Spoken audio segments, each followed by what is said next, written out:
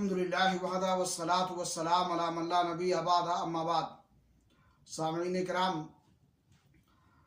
आम रास्ते और सड़कें जो लोगों की गुजरगाहें हैं, वहाँ ऐसे अंदाज में बैठना जिससे गुजरने वालों को, खा वो मर्द हो या औरतें, तकलीफ़ हो, ये जायज़ और दुरुस्त नहीं है।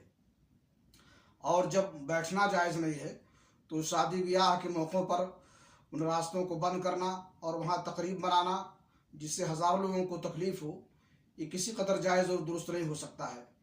सही बुखारी शरीफ की रवायत है, अल्लाह के नबी जनाब मोहम्मद रसूलुल्लाह सल्लल्लाहु अलैहि वसल्लम ने फरमाया, इय्याकुम वल जुलूस फी तुरक़ात, रास्तों में बैठने से गुरेज करो।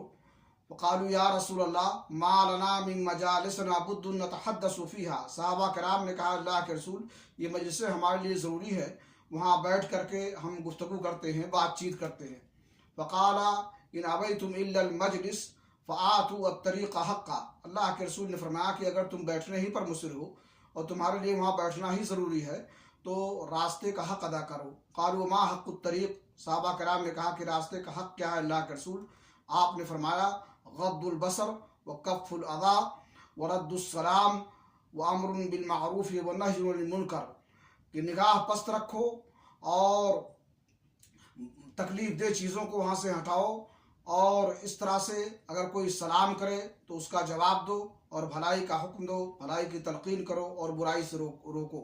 ये रास्ते के हुकूक हैं, अगर इन्हें अदा कर सको तो रास्तों में बैठो, वरना वहाँ बैठने से गुरेज करो और इज्तनाब करो। अल्लाह रब्बुल आलमीन से दुआ है कि अल्लाह ताला हमें अहकाम शरीयत समझने की, उन पर अमल करने की तौफीक अता फरमाए।